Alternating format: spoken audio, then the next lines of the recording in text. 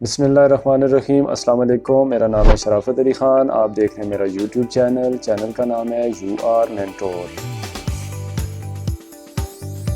आज HTML series की एक और क्लास के साथ, क्लास नंबर 3 के साथ आपकी खिदमत में हाजिर हूँ। आज की क्लास जो बेस करेगी हमारी, वो होगी एट्रीब्यूट के ऊपर। एक अहम तरीन एट्रीब्यूट है स्टाइल का, उसका यूज़ करना सीखेंगे आज। पिछली क्लास के अंदर आज आपने एट्रीब्यूट्स का इस्तेमाल किया था, वो थे सोर्स के ऊपर। जो हमारा अल्टरनेटिव टेक्स्ट था, सोर्स था, इमेज के एट्रीब्यूट्स जो थे वो हमारे विड्थ के और हाइट के थे। हेडिंग्स कैसे मेंशन की जाती हैं, पैराग्राफ कैसे मेंशन किया जाता है, इमेज को कैसे एम्बेड किया जाता है, और इसी तरह बाकी आपने एक सिंपल सा HTML का पेज खुद का बनाया था। आज की क्लास के अंदर मैं आपको ये बताऊंगा कि टेक्स्ट के कलर को हम कैसे चेंज करेंगे, बैकग्राउंड के कलर को कैसे चेंज किया जाता है। इसी तरह जो हमारा टेक्स्ट होगा उसकी फॉन्ट फैमिली जो है वो कौन सी होगी। जो फैमिली उसे कहा जाता है जो जैसे कि आप टाइम न्यू रोमन का यूज़ करते हैं, एरियल स्टाइल रखते हैं, ये फैमिलीज़ हैं मुख्तलिफ़ तरह की। इनको कैसे चेंज किया जाता है, आप अपनी मर्ज़ी से कौन सी फैमिली का इस्तेमाल करते हैं या कौन सा फॉन्ट आपको अच्छा लगता है वो आप कैसे यूज़ कर सकते हैं। आज की क्लास के अंदर ये चीज़ें सीखते हैं। इसकी टेक्स्ट की जो अलाइनमेंट होगी उसके ऊपर डिस्कशन करेंगे, यानी कि हॉरिजॉन्टली आप अलाइनमेंट को कैसे सेट कर सकते हैं, लेफ़्ट अलाइन, सेंटर अलाइन और राइट अलाइन। और इसी के साथ जो टेक्स्ट होगा, टेक्स्ट का जो साइज़ होगा वो कैसे बड़ा और छोटा किया जाता है। ये तमाम चीज़ें आज की क्लास के अंदर इंशाअल्लाह सीखते हैं। तो आइए चलते हैं कंप्यूटर की स्क्रीन के ऊपर। अच्छा जी, तो सबसे पहले मैं अपनी पिछली क्लास को यहाँ से डेस्कटॉप के ऊपर होम पेज को ओपन कर लेता हूँ। इसकी कोडिंग के अंदर जाते हैं, ओपन विद करूँगा यहाँ से नोटपैड को ओपन करके जो पिछला हमारी कोडिंग थी उसी के ऊपर इस स्टाइल एट्रीब्यूट को यूज़ करके हम देखते हैं कि क्या क्या चेंजेस हम ला सकते हैं। तो H1 के अंदर हेडिंग जो this is a most important heading, जो मेरी पहली हेडिंग है, उसी के ऊपर मैं स्टाइल एट्रीब्यूट का यूज़ करता हूँ। यहाँ पर लिखेंगे style equals to inverted commas के अंदर हम चलें सबसे पहले हम बैकग्राउंड कलर चेंज करके देखते हैं कि कैसे हम पहली हेडिंग का जो बैकग्राउंड है उसको चेंज कर सकते हैं। यहाँ पर लिखेंगे सबसे पहले स्टाइल इक्वल्स टू, फिर इन्वर्टेड कामर्स के अंदर मैं यहाँ पर उसका बैकग्राउंड कलर और कॉलन का यूज़ करते हुए यहाँ पर कलर हम कौन सा देते हैं जी, रेड कर देता हूँ मैं। रेड करके सेमी कॉलन का यूज़ करेंगे। तो ये इसकी स्टेटमेंट एक बाकायदा स्टाइल के एट्रीब्यूट को आप बगौर एक दफ़ा देख लीजिए कि एक तो वो स्टार टैग के अंदर यूज़ होगा। स्टार टैग ब्रैकेट्स को, एंगल ब्रैकेट हमारी उसके अंदर यूज़ करना होता है स्टाइल एट्रीब्यूट को। कोई भी एट्रीब्यूट होगा वो टैग के, स्टार्टिंग टैग के अंदर यूज़ होगा। अब सबसे पहले स्टाइल लिखेंगे, उसके बाद इक्वल्स टू का सिंबल देंगे, फिर इन्वर्टेड कामर्स के अंदर हम अपनी जो प्रॉपर्टी होगी और जो प्रॉपर्टी की वैल्यू होगी उसका यूज़ करेंगे। तो इसी तरह बैकग्राउंड प्रॉपर्टी है बैकग्राउंड कलर, और कॉलन डिफ्रेंशिएट करता है कि उसकी वैल्यू क्या होगी। तो कॉलन के बाद हम यूज़ करते हैं जी रेड, स्पेलिंग के साथ वो उस कलर का नाम देंगे, और सेमी कॉलन स्टेटमेंट ये बताएगी कि यहाँ तक ये प्रॉपर्टी क्लोज़ हो चुकी है। अब इसी के अंदर हम एक से ज़्यादा प्रॉपर्टीज़ का यूज़ भी कर सकते हैं। तो सबसे पहले इसको चेक करते हैं कि ये हमें कैसा आउटपुट देता है।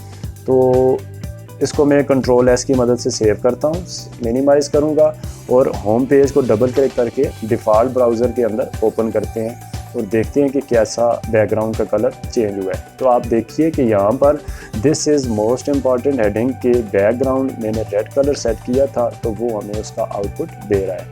इसी तरह हम यहाँ पर कोडिंग के अंदर जाकर अब जो आप ज़रा बगौर देखिए कि मेरी जो हेडिंग है उसका कलर ब्लैक है। अगर इस ब्लैक को चेंज करना चाहें तो कैसे करेंगे, इसी स्टाइल एट्रीब्यूट के अंदर सेमी कॉलन के बाद स्पेस दूंगा और यहाँ पर दूसरी प्रॉपर्टी ऐड करेंगे, वो होगी कलर की, COLOR कलर। कॉलन का इस्तेमाल करेंगे।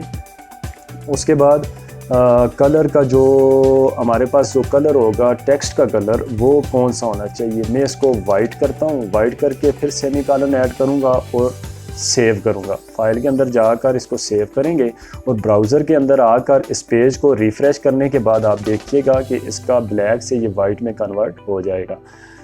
अब मैंने रिफ़्रेश किया तो आप देखिए this is a most important heading का कलर जो था, टेक्स्ट का जो कलर था वो वाइट में कन्वर्ट हो चुका है। बैकग्राउंड का कलर रेड हो गया, अब इसी को टेक्स्ट का जो कलर था वो वाइट में कन्वर्ट हो चुका है। इसी तरह स्टाइल एट्रीब्यूट का इस्तेमाल करते हुए मैं अब बाकी हेडिंग्स के हेडिंग नंबर 2 के अंदर स्टाइल एट्रीब्यूट को दोबारा यूज़ करता हूँ। तो आप देखिए कि इसी स्टाइल इक्वल्स टू इन्वर्टेड कामास और यहाँ पर हम this is most second most यहाँ पर मैं कर देता हूँ this is second most important heading 2 को। तो यहाँ पर स्टाइल एट्रीब्यूट के अंदर मैं यहाँ पर प्रॉपर्टीज़ की सेट करता हूँ। यहाँ पर अब जो अगली हमारी प्रॉपर्टी है वो फॉन्ट की फैमिली हम यूज़ कर देते हैं। फॉन्ट फैमिली कौन सी होनी चाहिए, फॉन्ट डैश फैमिली कॉलन का इस्तेमाल करते हुए यहाँ पर हम उसकी प्रॉपर्टी तो मैंने यूज़ कर ली है फॉन्ट फैमिली, ये प्रॉपर्टी होगी फॉन्ट फैमिली कॉलन के बाद वैल्यू होगी। प्रॉपर्टी की वैल्यू क्या होनी चाहिए, मैं यहाँ पर यूज़ करता हूँ जी हमारे पास हो इसकी कैम्ब्रिया फॉन्ट फैमिली का एक नाम है वो मैं दे देता हूँ। यहाँ पर सेमी कॉलन का यूज़ करूँगा, कंट्रोल एस की मदद से सेव करूँगा और ब्राउज़र में जाकर इसको रिफ़्रेश करूँगा तो आप देखिए this is second most important की हेडिंग जो थी वो कैम्ब्रिया फॉन्ट के अंदर चेंज करके उसने मुझे दे दी है। आप कोई भी यूज़ कर सकते हैं फॉन्ट जो भी आपको अच्छा लगे आप वो इसको यूज़ कर सकते हैं। तो यहाँ पर आपने तीसरी यानी कि इसकी प्रॉपर्टी भी यूज़ कर ली है स्टाइल एट्रीब्यूट की।